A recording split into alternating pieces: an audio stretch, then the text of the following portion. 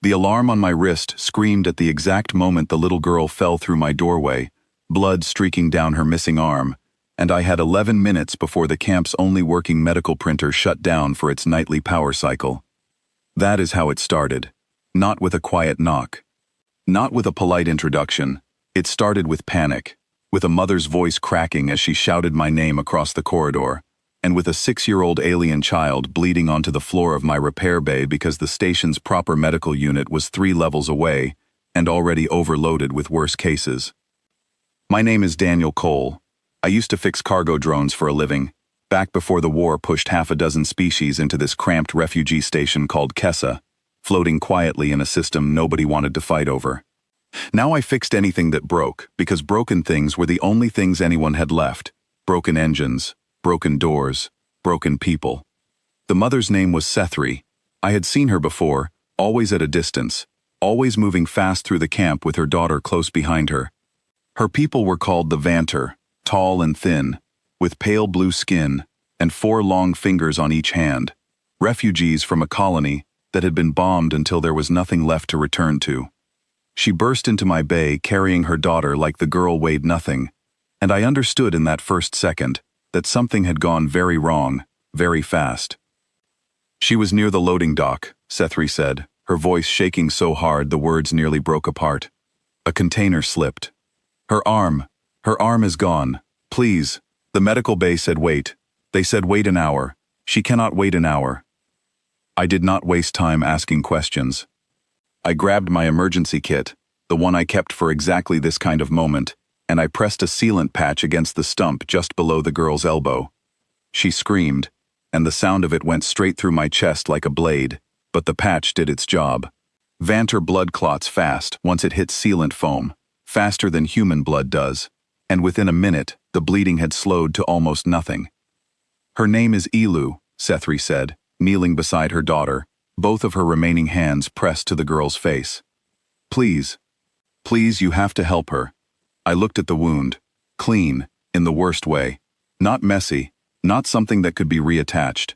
The arm was gone below the elbow, sheared away, and there was nothing in this station that could grow it back. Not with the resources we had. Not with the equipment we had. I had seen enough injuries by now to know what came next in the normal course of things, and the normal course of things was a slow, grinding wait-through station bureaucracy, while a child adjusted to being incomplete. I was not going to let that happen. Not that night. Not to her. Get her onto the table, I said, and Sethri obeyed instantly, as if some part of her recognized that arguing would waste time neither of them had. Elu was crying, quiet now, exhausted, her small body trembling under the harsh light of my workbench. I had never built anything for a Vanter child before. I had built prosthetics for humans, for a couple of Korvath dock workers, even once for a station cat that lost a leg to a maintenance hatch. But Vanter physiology was different. Their arms worked on a triple tendon system, 3 long cords of muscle, instead of the paired tendons humans have, and if I built the wrong kind of socket, if I misjudged the nerve mapping even slightly, the prosthetic would either be useless, or it would hurt her every time she tried to use it. I did not have the luxury of getting this wrong slowly. The medical printer 3 levels away could produce a template limb within the hour, but it was a generic template, built for adult Vanter soldiers who had lost limbs in combat, not for a small girl's growing arm. It would not fit. It would chafe and ache and eventually be discarded, the way I had seen other refugee children discard limbs that were built for statistics instead of for them. So I made a decision that could have ended badly. I decided to build her one myself, from nothing, in a single night, using only what I had in my bay.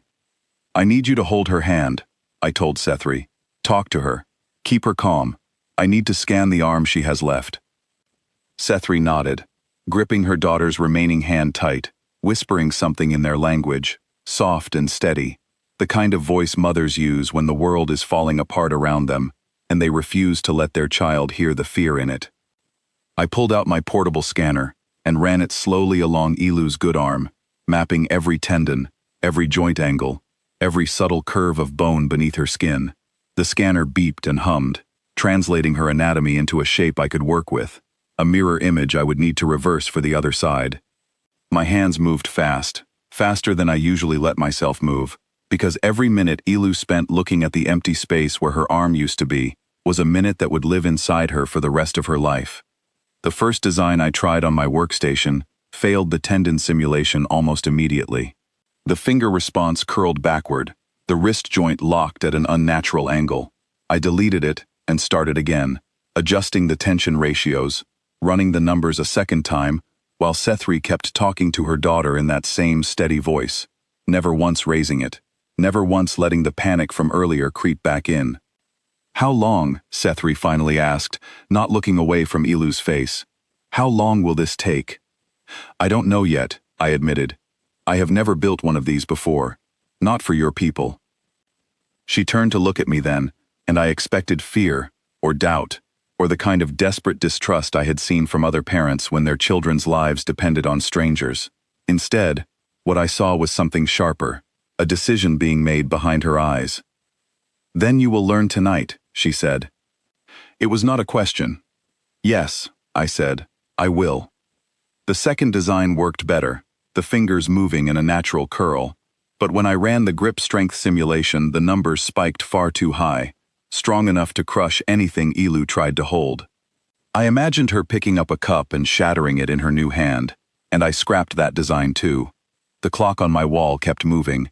Elu's sobbing had quieted into small hiccups, her exhaustion pulling her toward sleep even through the pain, and Sethri kept one hand pressed against her daughter's forehead, cooling and steady. "You said you fix cargo drones," Sethri said quietly, watching me work. "Not children." "I fix whatever needs fixing," I said. "Nobody in this camp gets to choose what breaks." She was silent for a long moment. Then, very softly, she said, "On my world, only trained medical engineers are permitted to build limbs. It takes years of study, years of certification. You are doing this in one night, with tools meant for machines." "I know," I said, because there was no point pretending otherwise. "Why?" she asked, not accusing, just asking. I thought about how to answer that honestly, because she deserved honesty more than comfort right then.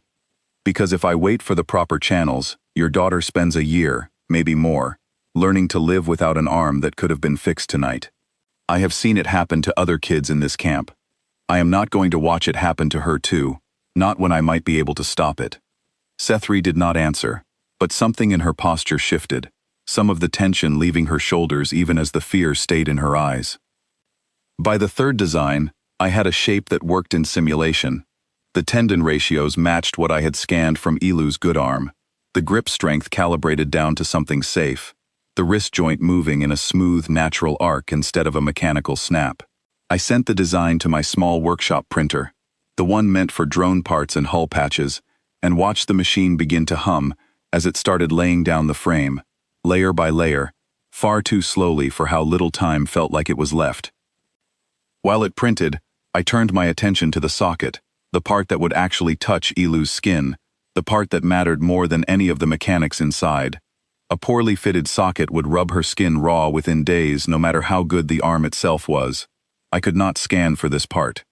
I had to shape it by hand, molding a soft biogel liner directly against her stump while she slept fitfully on my table, her small chest rising and falling in exhausted breaths.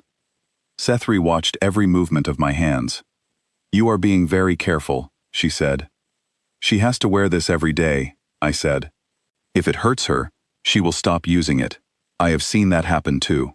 You speak like someone who has lost patience before." I did not answer that directly. Some things did not need saying out loud in a room this quiet, this late at night, with a sleeping child between us. Instead, I kept molding the gel, smoothing every ridge, checking the pressure points against the scan data again and again, until I was certain it would sit against her skin, without a single point of unwanted friction.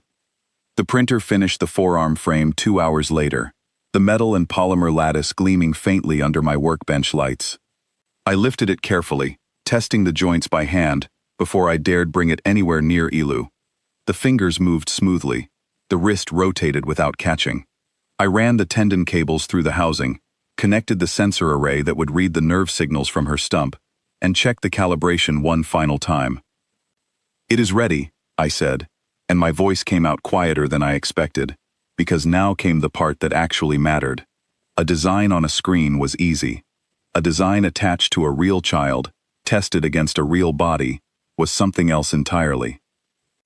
Sethri gently woke her daughter, speaking softly, until Ilu's eyes opened, still glassy with exhaustion, and the last traces of sedative I had given her hours earlier to manage the pain. "Ilu," Sethri said, "the engineer has something for you." I knelt beside the table so I was at her eye level instead of looming over her, and I held up the small arm, letting her see it clearly before I did anything else. "This is going to feel strange at first," I told her. "It will not hurt. If it hurts even a little bit, you tell me right away and I will fix it. Do you understand?" Ilu looked at the prosthetic for a long moment, then looked at the empty space where her own arm used to be, and something crossed her face that was not quite fear, and not quite hope, but somewhere uncertain in between. "Will it feel like my arm?" she asked, her voice small and rough from crying.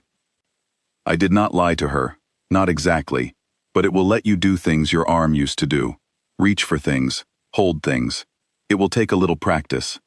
She nodded slowly, and I began the fitting, sliding the socket carefully over her stump, watching her face the entire time for any flicker of pain. She winced once, a small involuntary flinch, and I stopped immediately, adjusting the pressure at the top of the socket until the wince faded. Sethri held her daughter's other hand the whole time, murmuring something low and comforting in their language.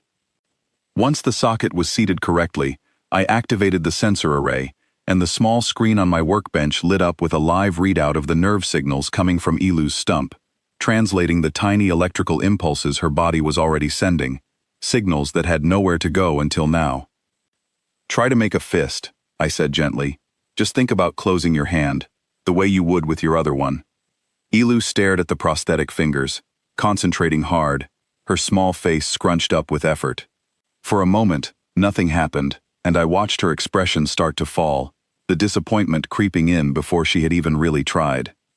Then the fingers twitched, just slightly, just a small curl, but real, unmistakable movement, responding to her own thoughts. Ilu gasped, and the sound was so sharp and so full of surprise that Sethri flinched beside her, gripping her daughter's shoulder. "Did you see it?" Ilu said, her voice suddenly bright, all the exhaustion momentarily forgotten. "Mother, did you see it move?" "I saw it," Sethri said, and her voice cracked, not from fear this time, but from something else entirely. "Try again," I said, unable to stop the small smile pulling at my own mouth. "Slower this time. Feel how it responds." Ilu tried again, and this time the fingers curled smoothly into a proper fist, then opened again at her command, then closed once more, each movement growing steadier and more confident as she practiced. Within a few minutes, she was reaching out to touch the surface of my workbench, running the new fingers along the cool metal, marveling at the sensation of feedback traveling back through the sensor array to nerves that had been silent for hours. "It feels like tingling," she said, looking up at me with wide eyes. "Is that supposed to happen?" "That is the feedback system working," I told her. "It lets you feel pressure, temperature, even a little bit of texture. It will not feel exactly like skin, but your brain will learn to understand it." She flexed the fingers again, slower this time, clearly testing the sensation on purpose now instead of by accident. Then, without any warning at all, she reached up with her new hand and pressed it gently against her mother's cheek. Sethri went completely still. For a long moment, nobody in the room said anything. Ilu kept her new fingers resting softly against her mother's face, watching her mother's expression with the careful attention only a child has, waiting to see if she had done something wrong. "Does it feel strange?" Ilu asked quietly. "My new hand?" Sethri closed her eyes, and when she opened them again, there were tears running freely down her face, though her voice, when she finally spoke, was steady. "It feels like your hand," she said. "It feels exactly like your hand." I stepped back from the table to give them room, feeling suddenly like an intruder on something private, something that belonged only to the two of them. But Sethri turned to look at me before I could retreat too far, and the expression on her face was not something I had words for right away. It was disbelief, yes, but layered underneath that was something closer to shock. The kind of shock that comes when the shape of the world shifts slightly, and does not settle back the way it was. You built this in one night, she said slowly, as if she were still working out whether to believe it. With no formal training, with tools meant for repairing machines. I had help, I said, glancing at the scanner, the printer, the small screen still displaying Ilu's nerve readouts. Good equipment makes a difference. No, Sethri said, shaking her head firmly. Equipment does not decide to spend a night molding gel by hand, instead of using the templates. Equipment does not stop every few minutes to check a child's face for pain. That was not the tools.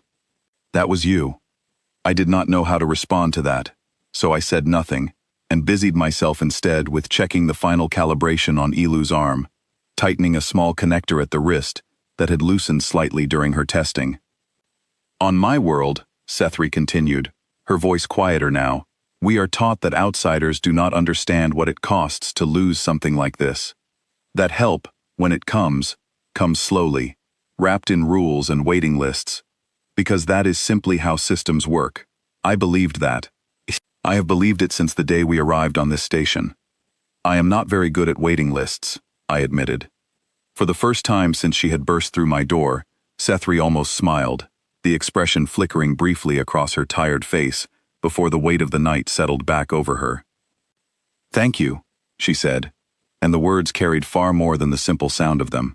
I do not have anything else I can offer you tonight, but thank you. You do not need to offer me anything, I said. Just make sure she comes back in a few days, so I can check the fit as she grows into using it. The socket may need adjusting. Sethri nodded, and then looked down at her daughter, who was still testing the fingers of her new hand, opening and closing them slowly, watching the small mechanical joints move with an expression of quiet wonder that made the entire long night feel, suddenly, completely worth it. Ilu, Sethri said softly, say thank you to the engineer. Ilu looked up at me, her eyes still heavy with tiredness, but bright now with something new, something that had not been there when she first fell through my doorway bleeding and terrified. Thank you, she said, and then, almost shyly, she reached out with her new hand and let it rest against mine, testing the sensation of another person's skin through her new fingers for the very first time.